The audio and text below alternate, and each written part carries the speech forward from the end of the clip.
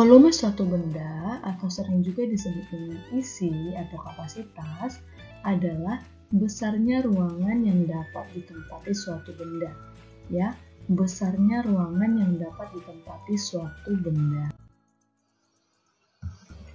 Volume benda dapat diukur dengan menggunakan satuan tidak baku, ya.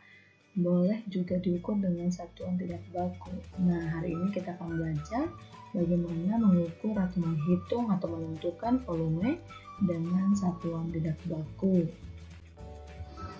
Contoh satuan tidak baku yang dapat digunakan antara lain, yang pertama gelas, yang kedua gayung, yang ketiga ember, yang keempat serta benda konkret lainnya, ya. Serta benda konkret lainnya. Perhatikan contoh soal berikut. Tentukanlah volume benda berikut dengan satuan tidak baku atau menggunakan gelas.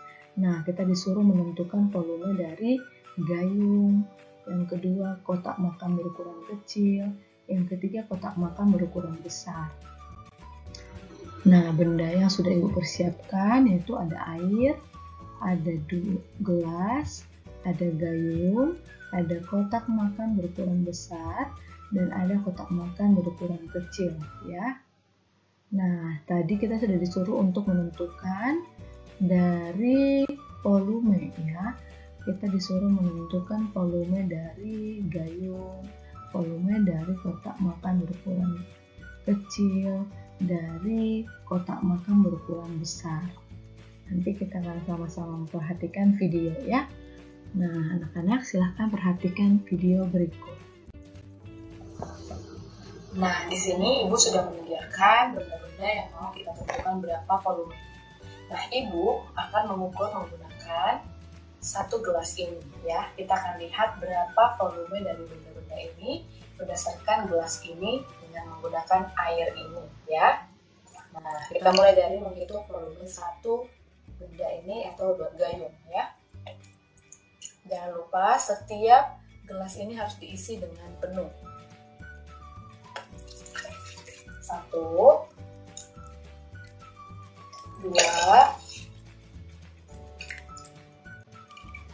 3,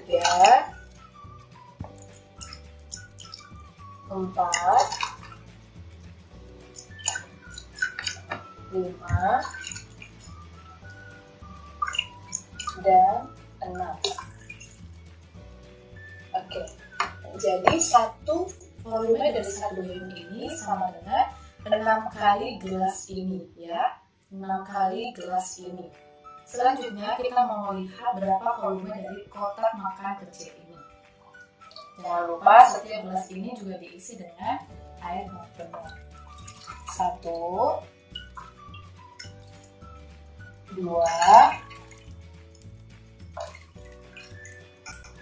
3. Nah, volume dari kotak makan kecil ini adalah 3 kali gelas ini, volume gelas ini, ya, yang diisi dengan penuh. Selanjutnya kita mau lihat volume dari kotak makan besar.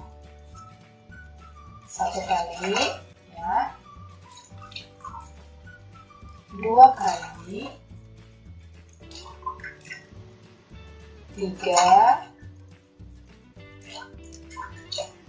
dan 4 kali. Nah, kita lihat volume dari kotak makan besar ini adalah 4 kali penuh, ya, 4 kali volume dari gelas ini, ya.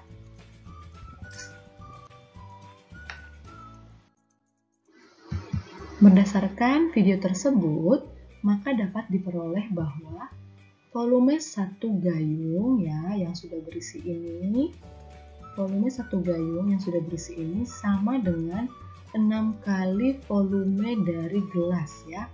Tadi kita sudah lihat diisikan ke dalam gayung sebanyak 6 kali. Nah, berarti volume satu gayung sama dengan 6 kali volume dari gelas yang penuh, ya. Yang kedua, volume satu kotak makan berukuran kecil akan sama dengan 3 kali volume, ya. 3 kali volume dari gelas ini ya. Jadi volume satu kotak makan berukuran kecil sama dengan 3 kali volume dari gelas.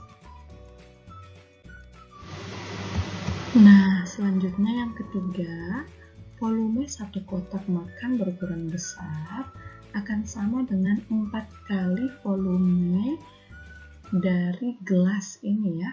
Gelas yang diisi penuh lalu kita isi ke kotak makan berukuran besar akan sama dengan 4 kali volume dari gelas ini ya. Jadi volume satu kotak makan berukuran besar sama dengan 4 kali volume dari gelas ya. Seperti dalam video kita sudah bisa lihat.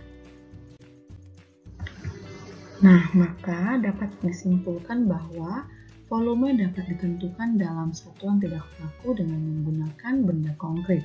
Nah, selain menggunakan benda konkret gelas seperti yang sudah Ibu berikan contoh dalam video, kamu juga dapat menentukan volume benda dalam satuan tidak baku dengan menggunakan benda konkret lainnya yang mudah kamu temukan di sekitarmu.